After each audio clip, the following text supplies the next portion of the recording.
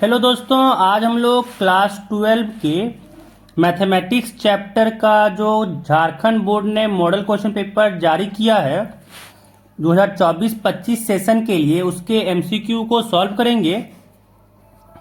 चलते हैं क्वेश्चन पे।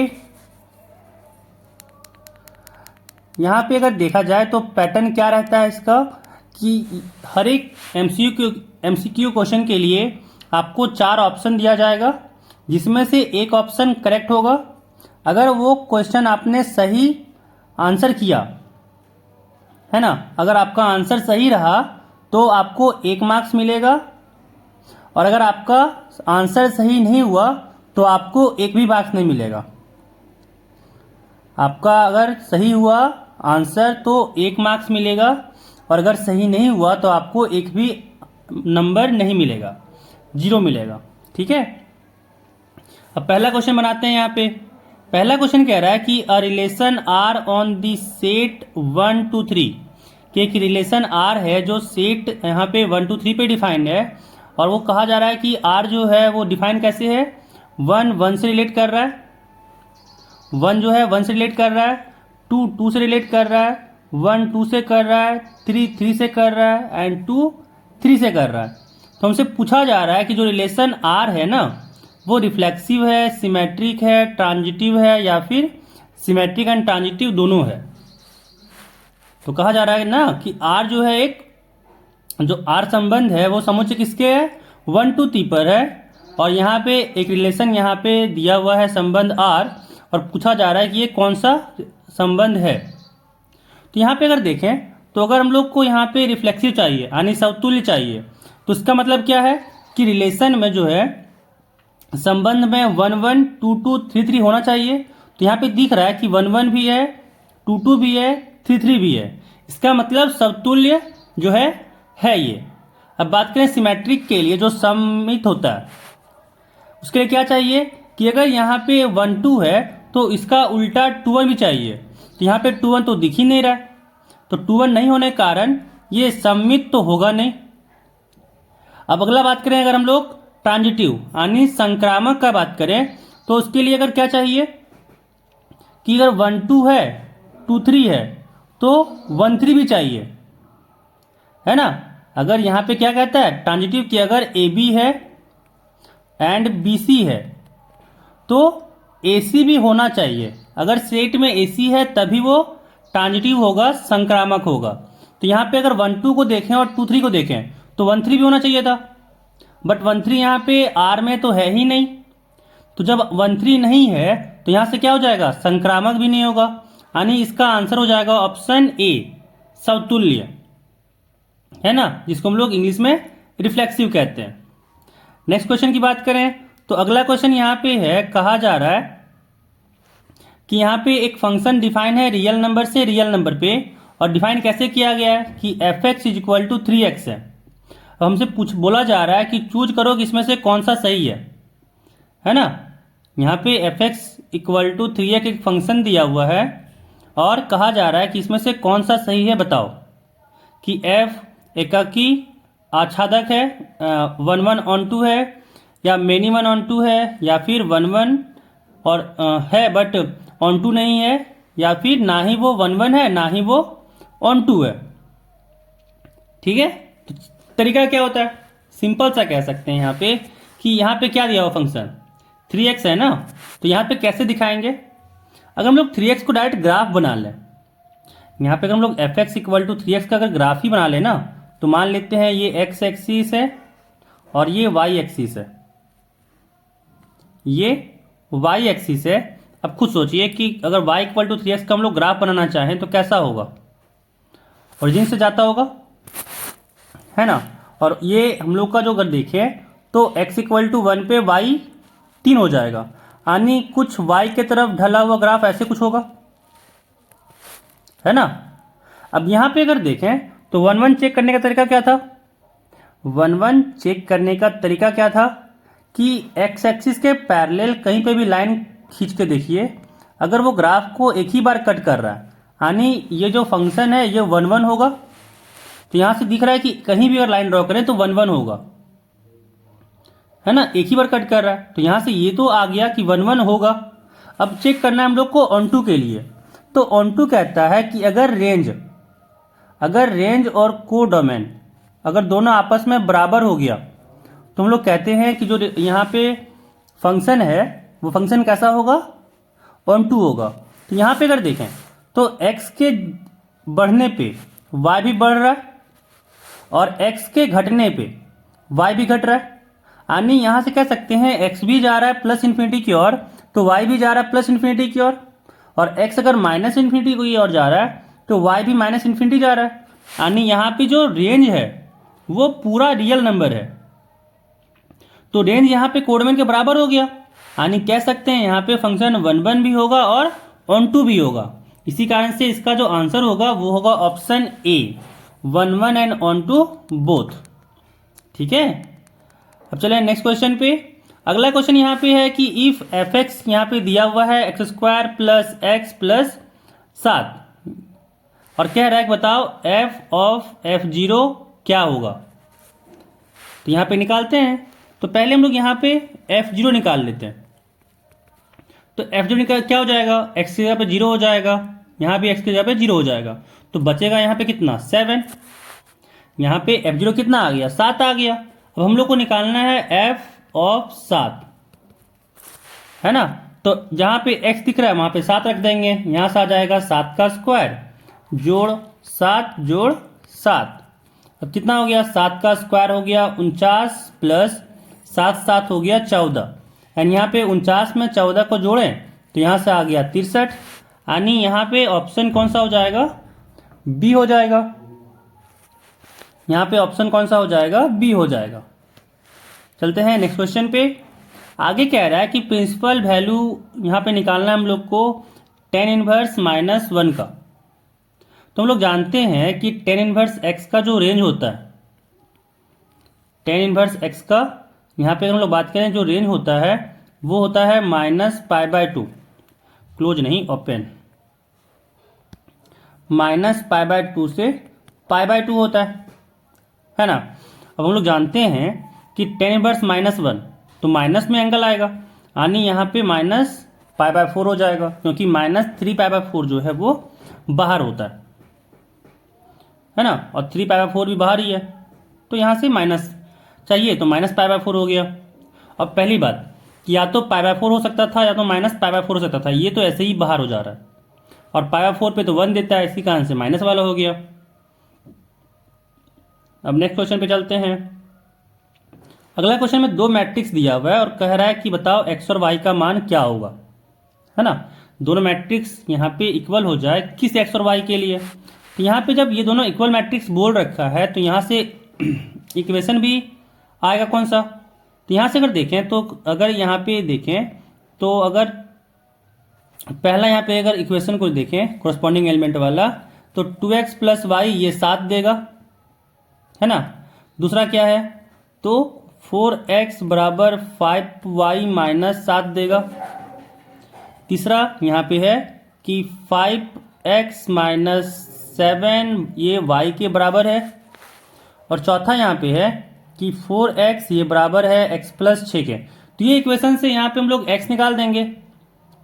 यहाँ पे जो दिया हुआ ना आखिरी वाला समीकरण कि 4x = x + 6, तो यहाँ से हम लोग x निकाल सकते हैं। क्या करेंगे, x को लेफ्ट हैंड बाएं तरफ लेके आ जाएं, तो यहाँ से हो गया 4x - x = 6, यानी 3x बराबर हो गया 6।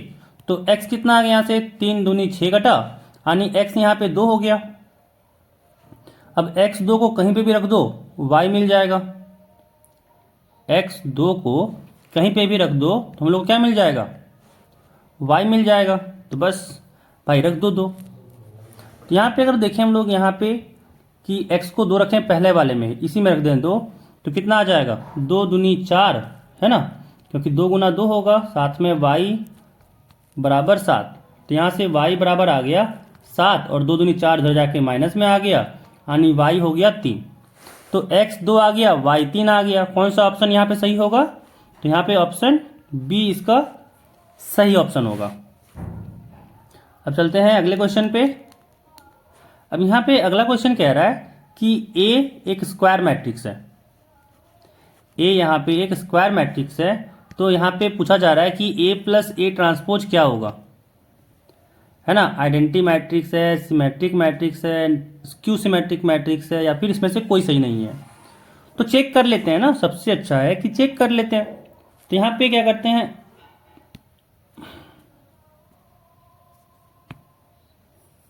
तो यहाँ पे क्या करते हैं हम लोग कि यहाँ पे हम लोग पहले ए प्लस ए ट्रांसपोज का ट्रांसपोज निकालते हैं, क्योंकि सिमेट्रिक और स्क्यू सिमेट्रिक वहीं से चेक होता है। तो अगर ए ट्रांसपोज बराबर ए आ जाता है तो कहते हैं कि ए जो है वो सिमेट्रिक है ना। और अगर A transpose is equal to minus A आता है तो कहते हैं ए इज स्क्यू सिमेट्रिक है। तो यहीं पे हम लोग इसलिए कह रहे हैं कि यहाँ पे पहले ए प्लस ए ट्रांसपोज जो दिया हुआ है ना, इसका ट्रांसपोज निकालते हैं। तो यहाँ से क्या हो जाएगा, यहाँ से हो जाएगा ये ए ट्रांसपोज आ गया प्लस ए ट्रांसपोज का ट्रांसपोज आ गया, है ना।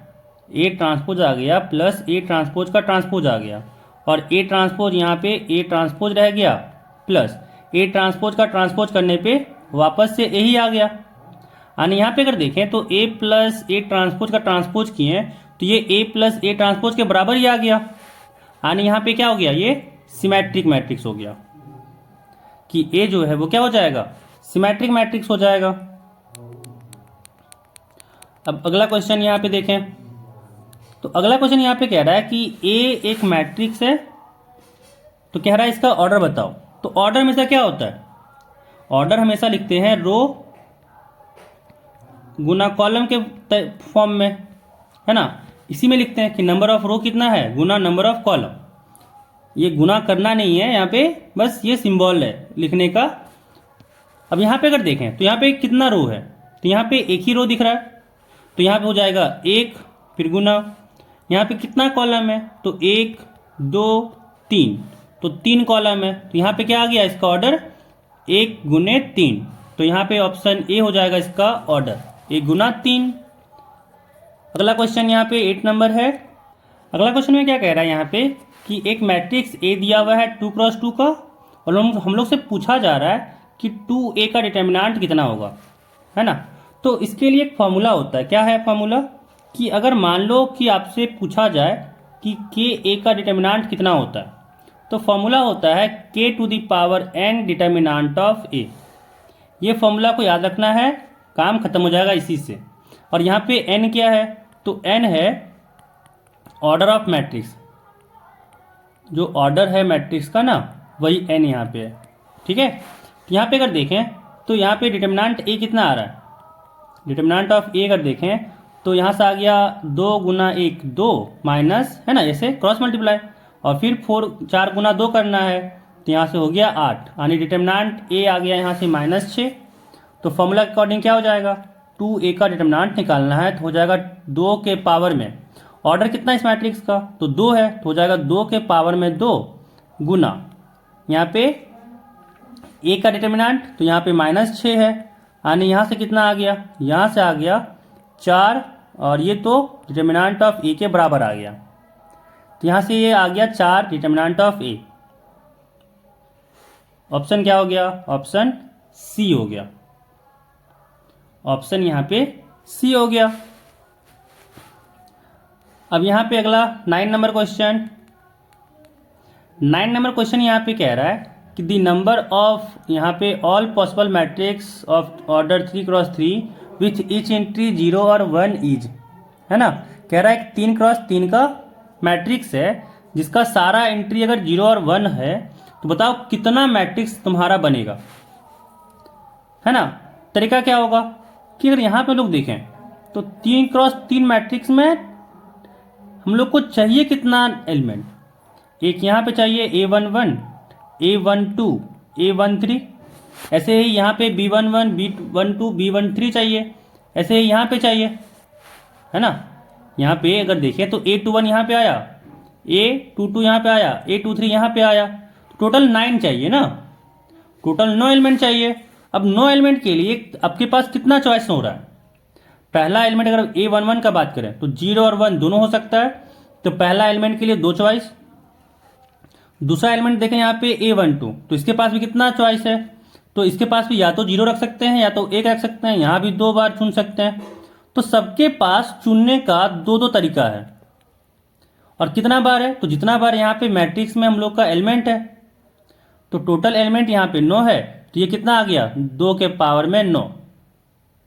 ये यहाँ पे आ गया 2 के पावर में 9, और 2 के पावर में 9 512 के बराबर होता है। इसी कारण से यहाँ पे हो जाएगा ऑप्शन डी। इसी कारण से यहाँ पे हो जाएगा ऑप्शन डी। ठीक है। अब अगला सवाल, अगला सवाल में यहाँ पे हमसे बोला जा रहा है, क्या कह रहा है कि यहाँ पे दिया हुआ है कि 2 का डिटर्मिनेंट बराबर है, तो बोल रहा है कि किस x के लिए यहाँ पे ये बराबर होगा। तो डिटर्मिनेंट निकाल के ही तो डायरेक्ट बता देते हैं। अगर इधर वाले का डिटर्मिनेंट निकालें बाएं तरफ वाले का, तो क्या हो जाएगा, यहाँ से क्रॉस मल्टीप्लाई होगा, तो 5 दूनी 10 माइनस 4 तिया 12 बराबर। अब इधर का निकाल लें, तो यहाँ से आया 5x माइनस यहाँ से हुआ 3 दूनी 6x, तो यहाँ से 6x हो गया। 10 में से 12 घटा, तो यहाँ से आया -2, और 5x में से अगर -6x किए तो यहाँ से आ गया -x, माइनस से माइनस कटा, और यहाँ पे आ गया x बराबर 2। यानी यहाँ पे कितना आंसर हो जाएगा, 10 का ए हो जाएगा। अगला सवाल, अगला सवाल यहाँ पे कह रहा है कि y दिया हुआ है log ऑफ log x। अब कह रहा बताओ इसका डिफरेंशिएशन क्या होगा, है ना। यहाँ पे y हमको दे रखा है कि क्या है, log ऑफ log x है, और हम लोग से उससे पूछा जा रहा है कि इसका डिफरेंशिएशन बताओ क्या होगा। तो जैसे यहाँ पे डिफरेंशिएशन लगाएंगे, यहाँ पे चेन रूल लगेगा, है ना, यहाँ पे चेन रूल लगेगा। तो पहले लॉग बाहर वाले लॉग का डिफरेंशिएशन होगा, और बाहर वाले लॉग का डिफरेंशिएशन करेंगे तो ये हो जाएगा 1 बटा में जो अंदर में फंक्शन है लॉग के, तो यहाँ पे वापस से log x ही है, तो 1/log x हो गया। फिर गुना हो गया। अब अंदर वाले लॉग का डिफरेंशिएशन, तो अंदर वाले लॉग में डिफरेंशिएशन में क्या हो जाएगा, 1 बटा, अब इस लॉग के अंदर में क्या है, तो x है, तो यहाँ से आ गया 1 बटा x। और यहाँ पे कौन सा ऑप्शन आ गया सही, तो यहाँ से हो जाएगा ऑप्शन बी। एक सेकेंड, ऑप्शन बी नहीं, सॉरी ऑप्शन बी नहीं, ऑप्शन सी, 1 बटा x log x, है ना, 1 बटा x log x। चलते हैं अगले सवाल पे। यहाँ पे हम लोग को कह रहा है कि यदि √x प्लस √y √a के बराबर है, √x प्लस √y √a के बराबर है, तो हम लोग को यहाँ पे डिफरेंशिएशन निकालना है y का, है ना। अब सिंपल सा यहाँ पे क्या करेंगे, डिफरेंशिएट डायरेक्ट कर देते हैं ना। तो √x का डिफरेंशिएशन क्या होता है, 1 बटा 2 √x। √x का डिफरेंशिएशन होता है 1 बटा 2 √x, साथ में जोड़ है, और √y यहाँ पे है, तो √y का डिफरेंशिएशन क्या होगा, 1 बटा 2 √y, है ना, 1 बटा 2 √y, साथ में फिर y का डिफरेंशिएशन यहाँ तो चेन रूल लगेगा ना, तो यहाँ पे हो जाएगा dy बटा dx बराबर √a कांस्टेंट है, और कांस्टेंट का डिफरेंशिएशन तो 0 होता है, तो यहाँ पे ये 0 के बराबर आ गया, यहाँ पे ये 0 के बराबर आ गया। अब हम लोग को dy बाई dx चाहिए, है ना, तो क्या करते हैं, 1 बटा 2 √x है, उसको दाएं तरफ भेजते हैं, तो यहाँ से आ गया 1 बटा 2 √y dy बटा dx, और ये बराबर हो जाएगा माइनस में 1 बटा 2 √x के। अब यहाँ पे रूट से 2 से 2 कटा, और यहाँ पे आ गया dy बटा dx बराबर माइनस √y बटा √x, माइनस √y बटा √x। तो यहाँ से ऑप्शन कौन सा सही हुआ, यहाँ से आ गया ऑप्शन सी कि माइनस √y बटा √x, माइनस √y बटा √x।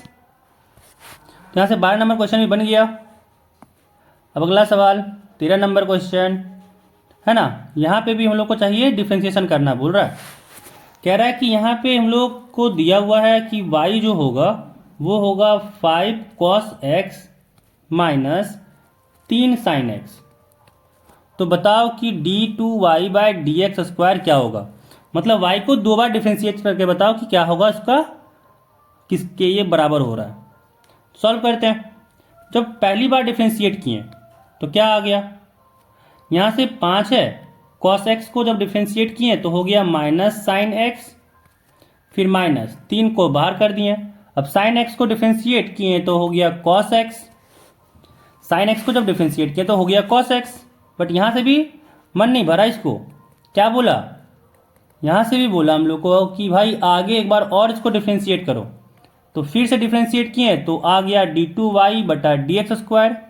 अब यहाँ पे हो गया -5, साइन एक्स का डिफ्रेंशिएशन हो गया कॉस एक्स। फिर -3 को ऐसे ही लिखें, कॉस एक्स का डिफ्रेंशिएशन किए तो यहाँ से आ गया माइनस साइन एक्स, है ना, यहाँ से आ गया माइनस साइन एक्स। अब क्या करते हैं, माइनस यहाँ से बाहर करते हैं। तो जैसे ही माइनस कॉमन लिए यहाँ पे आ गया 5 कॉस एक्स, है ना, और ये माइनस यहाँ पे भी आ गया और साथ में हुआ -3 साइन एक्स और 5 कॉस एक्स -3 साइन एक्स, ये तो वापस से y आ गया यानी यहाँ पे ये बराबर हो गया -y के। तो यहाँ से ये कौन सा ऑप्शन मैच किया, तो ऑप्शन यहाँ पे सी मैच कर रहा है, -y। अब चलते हैं अगला क्वेश्चन पे, है ना। यहाँ पे 14 नंबर क्वेश्चन कह रहा है कि the rate of change of the area of a circle with respect to its radius r at r = 5 centimetre is. तो हम लोग क्या निकालना है कि जो वृत्त का क्षेत्रफल है उसका परिवर्तन की दर निकालना है अगर उसका जो त्रिज्या है ना, वो 5 सेंटीमीटर है। तो यहाँ पे बनाते हैं। तो पहले हम लोग अगर बात करें तो एरिया क्या होता है, क्षेत्रफल जो है किसी भी वृत्त का क्या होता है, πr² होता है ना। अब यहाँ पे कह रहा है त्रिज्या के सापेक्ष में इसका परिवर्तन निकालना है, तो r के रिस्पेक्ट में इसको डिफ्रेंशिएट कर दो ना, काम हो जाए खत्म। तो यहाँ से dA/dr क्या हो गया, यहाँ से पाई कांस्टेंट था बाहर फेंक दिए, गुने r² का डिफ्रेंशिएशन किए तो 2r हो गया। अब यहाँ पे कह रहा है कि r बराबर 5 सेंटीमीटर के लिए निकालना था, तो यहाँ से क्या आ गया, dA/dr आ गया। जब r की जगह पे 5 रखें तो हो गया पाई, यहाँ से हो गया पाई गुने 2 गुने 5 यानी कितना हो गया 10 पाई सेंटीमीटर स्क्वायर बाय सेंटीमीटर। तो यहाँ पे कौन सा ऑप्शन हो गया, ऑप्शन ए। यहाँ पे कौन सा ऑप्शन सही हो गया, ऑप्शन ए सही हो गया। अगला सवाल यहाँ पे अगर है कि dx bye e⁻x plus e⁻−x है ना। अब कह रहा है इसको बताओ इंटीग्रेट करके कि ये किसके बराबर है। यहाँ पे हम लोग को इसका इंटीग्रेट करना है और बोल रहा है कि ये बताओ किसके बराबर है। तो यहाँ पे अगर देखें तो क्या कर सकते हैं, यहाँ पे वापस इसको अगर इंटीग्रेशन में दे जाएं तो ये हो जाएगा dx बटा e⁻x प्लस, अब यहाँ पे e⁻−x है तो इसको लिख सकते हैं ना कि 1 बटा e⁻x, कोई दिक्कत तो नहीं होगा यहाँ पे। अब यहाँ पे ये क्या फ़ायदा हो गया, यहाँ पे अगर देखें तो अगर हम लोग यहाँ पे एलसीएम लिए तो यहाँ पे e⁻x आ गया और यहाँ पे e⁻x और e⁻x यहाँ पे भी है, मल्टीप्लाई किए तो यहाँ से आ गया e⁻2x, साथ में हुआ +1। अब यहाँ पे ये वाला जो e⁻x है वो ऊपर चला जाएगा यानी यहाँ पे आ जाएगा e⁻x dx बटा e⁻2x + 1। इसका फायदा क्या हो गया, इतना कर रहे हैं हम लोग तो फायदा क्या हुआ, तो यहाँ पे ये फायदा हो गया कि अब ना हम लोग e⁻x को t मान लें ना। अब अगर हम लोग e⁻x को t मान लें तो e⁻x का डिफरेंशिएशन हो जाएगा e⁻x dx, ये बराबर हो गया dt के। अब यहाँ पे ये एक स्टैंडर्ड इंटीग्रेशन में चेंज हो गया। क्या चेंज हो गया, मतलब स्टैंडर्ड का मतलब था कि वो जो सम पार्टिकुलर फॉर्म था ना वो वाला चेंज कर गया। क्या आ जाएगा, e⁻x dx के जगह पे dt आ गया बटा e⁻x को t माने हैं तो यहाँ से आ गया t² + 1 और 1 बटा t² + 1 का इंटीग्रेशन क्या होता है, tan 1 t होता है ना। अब यहाँ से आ गया tan 1 t की जगह पे वापस रख दिए e⁻x, यहाँ पे हम लोग को इंटीग्रेशन इसका मिल गया। अब यहाँ पे ये किसके बराबर है, तो यहाँ पे ये ऑप्शन ए के बराबर है। अब यहाँ पे अगला सवाल यहाँ पे कह रहा है कि हम लोग को इंटीग्रेट करना है sec² x बटा cosec² x का, है ना। तो कैसे करें, तो यहाँ पे अगर हम लोग देखें क्या कर सकते हैं इसको ना कि यहाँ पे ये क्या हो जाएगा, इंटीग्रेशन सेक स्क्वायर एक्स है तो उसको हम लोग लिख सकते हैं 1/cos² इंटू, अब ये कॉसेक स्क्वायर एक्स है तो 1/cosec स्क्वायर एक्स, ये तो साइन स्क्वायर एक्स होता है, ये तो साइन स्क्वायर एक्स होता है। अब यहाँ पे क्या आ गया, ये आ गया साइन स्क्वायर एक्स बटा कॉस स्क्वायर एक्स, इसको हम लोग लिख सकते हैं टेन स्क्वायर एक्स, इसको हम लोग लिख सकते हैं टेन स्क्वायर एक्स, और टेन स्क्वायर एक्स को भी हम लोग चेंज कर सकते हैं, किसमें, तो जो टेन स्क्वायर एक्स होता है ये तो हो जाता है sec square x minus 1 dx, है ना, क्योंकि हम लोग जानते हैं कि sec square x minus tan square x 1 होता है, तो यहां से ये आ गया। अब जैसे यहाँ पे इंटीग्रेशन किए क्या हो जाएगा, सेक स्क्वायर एक्स का इंटीग्रेशन हो गया 10x, फिर माइनस यहाँ पे 1 है, इसका इंटीग्रेशन हो गया x, साथ में प्लस c। अच्छा यहाँ पे एक चीज छूट गया था, साथ में प्लस c भी होगा, इंटीग्रल कांस्टेंट तो पीछा छोड़ने से रहा, ये आपका कह सकते हैं दिन में चलने वाला परछाई है, रोशनी में चलने वाला परछाई है, कि जहां पे भी इंडेफिनिट इंटीग्रेशन रहेगा वहां पे c तो साथ में रहेगा ही। यहां से किस ऑप्शन में मैच कर रहा है, तो यहाँ पे ऑप्शन सी से मैच कर रहा है, तो 16 का आंसर हो जाएगा ऑप्शन सी। अगला सवाल 18 नंबर कह रहा है कि यहाँ पे -π/2 से π/2 दिया हुआ है लिमिट साइन के पावर 7x है, इसका इंटीग्रेशन क्या होगा।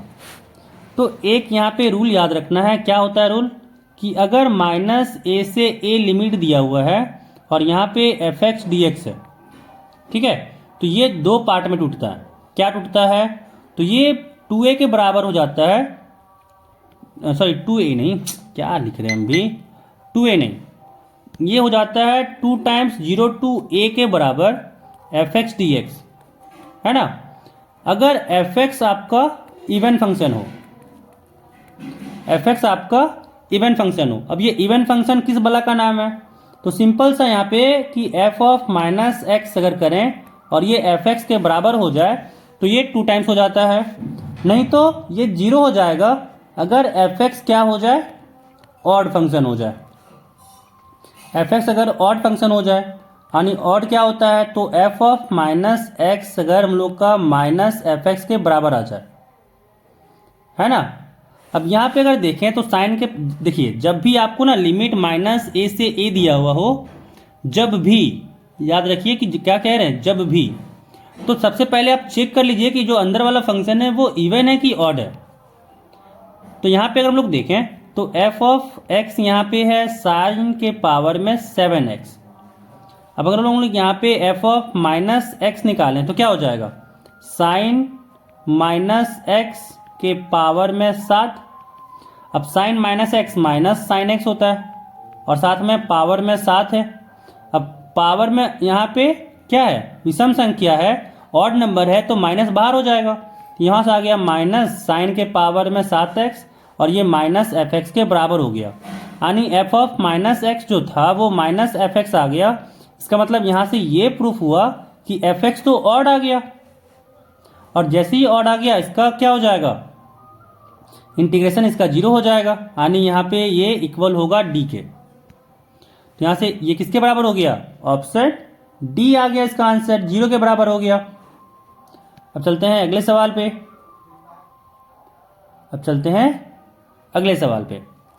अगला सवाल क्या है, अगला सवाल यहाँ पे है कि हम लोग को इंटीग्रेट करना है 1/1 + x² का, लिमिट दिया हुआ है 0 से 1। तो जो इसका इंटीग्रेशन होता है ना 1/1 + x², ये इंटीग्रेशन इसका होता है tan इनवर्स x, ठीक है, और लिमिट यहाँ पे पुट करते हैं, ये हो जाएगा 0 से 1 और यहाँ पे आ जाएगा tan inverse 1 minus tan inverse 0, और tan इनवर्स 1 कितना होता है, π/4 माइनस tan इनवर्स 0 0 हो गया, यानी यहाँ पे ये π/4 के बराबर आया।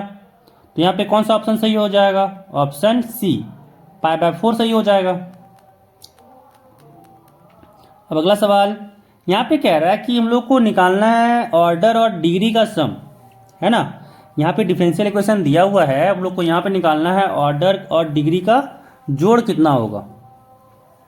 अब यहाँ पे अगर देखें तो पहले ही हम लोग क्या होता है, पहले ही जब डिफरेंशियल इक्वेशन का जब पहला क्लास होता है ना, उसी दिन बताया जाता है कि कहीं भी रूट वाला टर्म नहीं होना चाहिए, d y by d x या फिर वाई या फिर d two y by d x, उसके डेरिवेटिव पे कभी भी रूट वाला टर्म नहीं होना चाहिए। अगर रूट है तो सबसे पहले रूट हटाओ, तभी आप यहाँ पे डिग्री को बता पाइएगा, नहीं तो डिग्री नहीं निकलेगा। ठीक है ना। यहाँ पे दिख रहा है कि दाएं तरफ तो रूट है, तो क्या करना पड़ेगा, दोनों तरफ स्क्वायर करना पड़ेगा। तो जैसे ही यहाँ पे स्क्वायर किए, क्या आ गया, डी टू वाई बटा डी एक्स स्क्वायर का स्क्वायर आ गया, और ये बराबर है एक जोड़ डी वाई बटा डी एक्स के स्क्वायर के। अब यहाँ पे ऑर्डर क्या होता है, तो हाईएस्ट यहाँ पे कितना बार डिफरेंशिएट किया गया है, तो यहाँ सबसे ज़्यादा बार किया, कितना बार किया, 2 बार डिफरेंशिएट किया है, क्योंकि डी टू वाई वाला टर्म यहाँ पे है। तो यहाँ पे डिग्री और ऑर्डर पहले लिख लेते हैं कि क्या होगा, है ना। तो ऑर्डर यहाँ पे अगर बात करें तो 2 आ गया। अब जो यहाँ पे हाईएस्ट ऑर्डर डेरिवेटिव है उसका पावर को कहते हैं डिग्री। तो हाईएस्ट ऑर्डर डेरिवेटिव यहाँ पे d two y by d x square है, अब उसका पावर में कितना, तो 2 है, तो डिग्री भी यहाँ पे 2 हो गया। यानी डिग्री और ऑर्डर का यहाँ पे जो निकालना था सम, 2 और 2 हो गया 4, तो यहाँ पे ऑप्शन डी हो गया, यहाँ पे इसका ऑप्शन डी हो गया। अब चलते हैं अगले सवाल पे। अगला सवाल यहाँ पे है कि what is the integrating factor of the differential equation. यहाँ पे एक डिफरेंशियल इक्वेशन दिया हुआ है और कह रहा है कि बताओ इसका इंटीग्रेटिंग फैक्टर क्या होगा। तो यहाँ पे अगर देखें तो ये किस फॉर्मेट में है, तो स्टैंडर्ड फॉर्मेट इसका था कि d y by d x plus p y equal to q हो, जहाँ पे पी और क्यू क्या हो जाए, पी और क्यू फंक्शन ऑफ एक्स हो, तो यहाँ पे तो एक्स है, यानी ये तो लीनियर डिफरेंशियल इक्वेशन दिख रहा है। और लीनियर डिफरेंशियल इक्वेशन में इंटीग्रेटिंग फैक्टर निकालने का फॉर्मूला था e to the power integration P D X. अब यहाँ पे जब कंपेयर किए तो पी यहाँ पे सेक एक्स है ना, तो यहाँ से आ गया e to the power integration of sec X D X, integration of sec X D X. अब सेक एक्स डी एक्स का इंटीग्रेशन क्या होता है, तो याद रखिएगा कि e to the power sec X D X का इंटीग्रेशन होता है log mod of sec x plus tan X. क्या होता है सेक एक्स का integration, log mod of sec x plus tan X. ठीक है। अब यहाँ पे अगर देखें हम लोग एक चीज यहाँ पे जानते हैं कि अगर ई टू द पावर यहाँ पे मान लो लॉग ए है, तो ये जो ए है और ये जो ई है आपस में इंटरचेंज करता है, तो यहाँ से क्या आ जाएगा, ए टू द पावर लॉग ई आ जाएगा। ठीक है। तो यहाँ से क्या आ जाएगा, यहाँ पे sec x plus tan x नीचे आ जाएगा, sec x plus tan x नीचे आ जाएगा और पावर में लग जाएगा लॉग ई, और लॉग ई तो 1 होता है, तो यहाँ से आ गया sec x plus tan x. तो ऑप्शन कौन सा सही हो जाएगा, option A sec x plus tan x. अब चलते हैं अगले सवाल पे। अगला सवाल में कह रहा है कि यहाँ पे 2 वेक्टर दिया हुआ है ना, और कह रहा है कि ये कोलिनियर है, तो बताओ किस ए बी के लिए ये कोलिनियर होगा। तो सिंपल सा कोलिनियर अगर बोल दिया जाए तो क्या लगाना है, तो यहाँ पे अगर मान लो 2 वेक्टर दिया हुआ है ना कि a1 i plus b1 j plus c1 k, ठीक है, ये एक वेक्टर r1 है। दूसरा वेक्टर अगर r2 दिया हुआ है और कह रहा है कि ये a2 i cap plus b2 j cap plus c2 k cap है, तो ये दोनों वेक्टर अगर आपका बोला जाए कि कोलिनियर है, तो ये तभी है पॉसिबल होगा जब a1 बाय a2 बराबर हो जाए b1 बटा b2 के, बराबर हो जाए c1 बटा c2 के, और ये बराबर किसी फिक्स नंबर के हो, है ना, ये किसी फिक्स क्वांटिटी के बराबर हो जाए, तो यहाँ पे कैसे कह देंगे कि क्या हो जाएगा, ये तीनों जो दोनों वेक्टर है वो कोलिनियर हो जाएगा। तो सिंपल से यहाँ पे क्या लगाना है कि a बटा 3 हो जाएगा, ये बराबर किसके होगा, 3 बटा -4 के, और ये बराबर होगा c1 बटा c2 यानी -2 बटा b के, है ना। अब अगर इन दोनों को सॉल्व किए तो a मिल जाएगा, इन दोनों को सॉल्व किए तो b मिल जाएगा। तो यहाँ से क्या आ जाएगा, अगर इन दोनों को पहले सॉल्व करते हैं तो क्रॉस मल्टीप्लाई किए तो यहाँ से हो गया -4, क्रॉस मल्टीप्लाई नहीं करते हैं, क्रॉस मल्टीप्लाई क्यों करेंगे, सिंपल सा क्या करते हैं ना कि ये 3 को उधर ऊपर शिफ्ट कर देते हैं, तो क्या हो जाएगा, a यहाँ से आ गया -3 गुणे 3 तो 9 हो गया, तो a आ गया -9 बटा 4 मतलब 4, और b के लिए क्या करो, तो b को ऊपर यहाँ पे करो, 4 को इधर गुना करो, 3 को इधर गुना करो, तो b यहाँ से आ गया -2 गुने -4 बट्टा में 3। तो कितना हो गया, -2 गुने -4 किए तो 8 आ गया, यानी 8/3 आ गया। यहाँ पे 8/3 आ गया। तो a -4 9/4 है और b 8/3 है। ऑप्शन कौन सा मैच कर रहा है, तो यहाँ पे b -9/4 और फिर y जो है वो 8, b जो है वो 8/3 है। ठीक है। अब अगला क्वेश्चन 22 नंबर क्वेश्चन क्या कह रहा है, यहाँ पे कह रहा है कि इसका वैल्यू बताओ। एक यहाँ पे दिया हुआ है, कह रहा है इसका वैल्यू बताओ। तो इससे क्या है, एक यहाँ पे क्या होता है ना कि अगर आई कैप जे कैप और के कैप अगर सर्कल में ले रहा है, ठीक है, तो यहाँ पे क्या होता है कि अगर आई और जे का क्रॉस प्रोडक्ट लिए तो ये के बराबर होता है, यानी आई क्रॉस जे जो होगा वो क्या होगा, के हो जाएगा। अगर जे क्रॉस के लिए तो ये हो जाता है आई के बराबर, और अगर के क्रॉस आई किए तो ये जे के बराबर होता है। ठीक है। और अगर इसी चीज़ को हम लोग ऐसे उल्टा कर दें कि आई क्रॉस के कर दें तो ये -j के बराबर होगा। अगर के क्रॉस जे कर दें तो ये -i के बराबर होगा।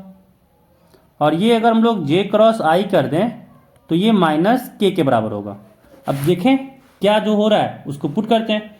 तो यहाँ पे है j क्रॉस k, है ना, तो यहाँ से आ गया i dot j cross k, क्या बताएं अभी कि ये i के बराबर है, तो यहाँ से i हो गया। फिर यहाँ पे प्लस है, यहाँ से j है, फिर डॉट है i क्रॉस k, तो i क्रॉस k अगर देखें तो ये -j के बराबर होगा, तो -j आ गया, प्लस यहाँ पे k है माइनस i क्रॉस j, तो i क्रॉस j k के बराबर है, तो यहाँ से आ गया डॉट k। अब i डॉट i 1 होता है।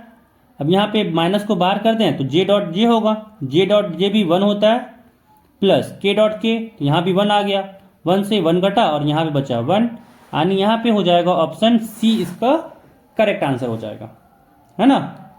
अगले सवाल पे चलते हैं। अब अगला सवाल 23 नंबर कह रहा है कि यहाँ पे दो फैक्टर दिया हुआ है a और b, तो कह रहा है इसका डॉट प्रोडक्ट निकालो। यहाँ पे कह रहा है हम लोग को कि इसका डॉट प्रोडक्ट निकालो, है ना, कि 5i प्लस यहाँ पे j दिया हुआ है माइनस 3k दिया हुआ है, इसका डॉट प्रोडक्ट निकालना है हम लोग को 3i minus 4j plus 7k के साथ, है ना। सिंपल सा डॉट प्रोडक्ट अगर निकालना चाह रहे हो तो क्या करो, i का i के साथ मल्टीप्लिकेशन करते जाओ, काम खत्म। जैसे 5 का मल्टीप्लिकेशन i के साथ, यहाँ कोफिशिएंट कितना है 3 है, तो 5 का 3 से गुना करो हो जाएगा 15। फिर यहाँ पे j का जो दिया हुआ है, तो यहाँ 1 है, यहाँ -4 है, तो मल्टीप्लिकेशन हो गया यहाँ पे -4, फिर जोड़ -3 है, यहाँ पे 7 है, तो उसका मल्टीप्लिकेशन हो गया -21, है ना। इसको सॉल्व किए हम लोग, कितना आया 15 यहाँ पे है, यहाँ पे -4 -21, 21 और 4 25 होता है, तो -25 में अगर 15 ऐड किए तो -10 हुआ। यहाँ पे आ गया ऑप्शन डी -10। अगला सवाल कह रहा है मॉडुलस ऑफ ए 0 नहीं है, मॉडुलस ऑफ बी भी 0 नहीं है, बट यहाँ पे कह रहा है कि जो वेक्टर है ना ए वेक्टर और बी वेक्टर, यहाँ पे दोनों वेक्टर का क्रॉस प्रोडक्ट 0 हो रहा है, क्रॉस प्रोडक्ट 0 हो रहा है। तो बताओ कि यहाँ पे क्या ऑप्शन में कौन सा सही होगा। तो बताओ कि ऑप्शन में जो इतना दिया हुआ है कौन सा सही होगा। कैसे करेंगे, तो अगर देखें ए क्रॉस बी वेक्टर क्या होता है, modulus of a modulus of b, साथ में होता है साइन थीटा और फिर डायरेक्शन वेक्टर एन कैप, है ना। अब यहाँ पे अगर देखें तो ये 0 हो रहा है। देखिए डिटर्मिनेंट ऑफ, यहाँ पे अगर डिटर्मिनेंट कहाँ से आ गया, मॉडुलस ऑफ ए और मॉडुलस ऑफ बी 0 तो हो नहीं सकता, ये भी डायरेक्शन वेक्टर तो 0 हो नहीं सकता, तो चांस क्या बचा आखिर में 0 होने का, साइन थीटा को 0 होना होगा, यहाँ पे साइन थीटा को ही 0 होना होगा। अब साइन थीटा 0 कब होता है, साइन थीटा 0 कब होता है, जब थीटा 0 हो जाए, है ना, जब थीटा 0 हो जाए, यानी यहाँ पे क्या होगा, दोनों लाइन पैरेलल होगा, दोनों वेक्टर अगर आपस में पैरेलल है तभी ये पॉसिबल है कि क्या हो जाए, उसका प्रोडक्ट जो है क्रॉस प्रोडक्ट वो 0 हो जाएगा। ठीक है, अगला सवाल 25 नंबर कह रहा है कि the direction cosine of the vector, एक वेक्टर यहाँ पे दिया हुआ है, उसका निकालना है हम लोग को डायरेक्शन कोसाइन। सिंपल सा रूल डायरेक्शन कोसाइन का क्या है, सिंपल सा रूल है कि पहले जो वेक्टर दिया हुआ है इसका निकालो मॉडुलस, क्या हो जाएगा, root over 1 plus 2 square plus 2 square, जैसे 1 का स्क्वायर तो 1 ही होता है ना, इसीलिए इसको 1 कह दिए। तो यहाँ से क्या हो जाएगा, रूट ओवर 1 का स्क्वायर 1 प्लस 2 का स्क्वायर 4, 2 का स्क्वायर 4, यहाँ से आ गया रूट 9, यानी यहाँ पे आ गया इसका 3। अगर इसको नामकरण कर दें कि ये तो आपका वेक्टर आर है, तो यहाँ पे आर वेक्टर का मॉडुलस भी आ गया, आर वेक्टर का हम लोग को यहाँ पे मॉडुलस भी आ गया। अब सिंपल डायरेक्शन कोसाइन के लिए, सिंपल डायरेक्शन कोसाइन को लोग डीसी से लिख देते हैं। क्या करना है, तो यहाँ पे जो लिखा हुआ है इसको 1 लिखो, यहाँ पे 2 लिखो, और यहाँ पे जो दिया हुआ है 2 उसको लिखो, और सिंपल से क्या करो, मॉडुलस से डिवाइड करो। तो यहाँ पे हो जाएगा 1/3, 2/3, 2/3। तो यहाँ पे जो भी ऑप्शन से मैच कर रहा है उसको बोल दो कि यही हम लोग का डायरेक्शन कोसाइन होगा। तो यहाँ मैच किया ऑप्शन डी के साथ, इसीलिए इसका आंसर हो जाएगा डी, है ना। तो सिंपल सा तरीका करना है, मॉडुलस से भाई डिवाइड कर दो, उसी में काम खत्म हो जाएगा। अब अगला क्वेश्चन 26 नंबर कह रहा है कि वेक्टर इक्वेशन बताओ एक्स एक्सिस का क्या होगा। एक्स एक्सिस का वेक्टर इक्वेशन तो क्या हो जाएगा, लैम्डा आई हो जाएगा, खत्म। ये तो सोचने वाली बात नहीं है। हाँ देखिए, यहाँ पे आई मत सोचिएगा, ये यूनिट वेक्टर के लिए हो जाएगा। सिर्फ अगर आई बोलिएगा आप ना, तो ये यूनिट वेक्टर के लिए हो जाएगा। बट यहाँ पे अगर हम लोग को बोल दिया जाए कि बताओ 4 जो पॉइंट 4 है उसके लिए क्या हो जाएगा वेक्टर, तो 4 आई होगा ना, इसी कारण से यहाँ पे लैम्डा आई है। लैम्डा यहाँ पे ऑल रियल नंबर है। अगला 27 नंबर क्वेश्चन कह रहा है कि यहाँ पे कार्टेशियन इक्वेशन दिया हुआ है, यहाँ पे एक लाइन का इक्वेशन दिया हुआ है कार्टेशियन फॉर्म में, आपको कह रहा है कि वेक्टर फॉर्म में इसको लिखो। ठीक है, तो सिंपल सा तरीका क्या लगाना है, तो जो नीचे दिया हुआ है 3 2 -8, जो दिया हुआ है 3 2 -8 वो हमेशा लैम्डा वाले में होगा, जो डिवीजन में रहता है वो हमेशा लैम्डा वाले में होता है। तो यहाँ पे ढूंढो क्या है, 2 3 यहाँ पे है, तो यहाँ पे देखो 3 आई कहीं दिख रहा है, हाँ 2j दिख रहा है, हाँ, और फिर -8k तो कहाँ दिखा, तो यहाँ पे दिखा और यहाँ पे भी दिखा। अब यहाँ पे देखिए, तो यहाँ पे दिखना चाहिए क्या, इसका माइनस का प्लस के साथ, यानी 5π फिर 2j -4k, तो 5π - 2j सॉरी 5π + 2j -4k, ये तो सी ऑप्शन में है, तो यहाँ से इसका ऑप्शन हो जाएगा सी, यहाँ से सही हो जाएगा सी। सिंपल सा क्या बोले, पहले क्या चेक करना है कि जो नीचे डिनोमिनेटर में है उसको ढूंढो लैम्डा के साथ, तो लैम्डा के साथ यहाँ पे 2 चीज़ मिला 2 जगह। अब यहाँ पे x - a है ना, तो x - a को सिंपल ट्रीट करो कि ये a आई आगे जाके जाएगा। यहाँ पे y - b है, तो ये सिंपल क्या सोचो कि ये bj होगा, और अगर यहाँ पे z - k है तो क्या होगा, ck होगा। ठीक है, z - c है तो क्या होगा, ck होगा। बस यही चीज़ यहाँ पे लगाएं, काम खत्म हो गया। अगला सवाल 28 नंबर, यहाँ पे कह रहा है कि 2 लाइन यहाँ पे दिया हुआ है और दोनों कह रहा है कि परपेंडिकुलर है ना, 2 लाइन यहाँ पे दिया हुआ है, दोनों कह रहा है परपेंडिकुलर है, तो बताओ k के किस वैल्यू के लिए परपेंडिकुलर है।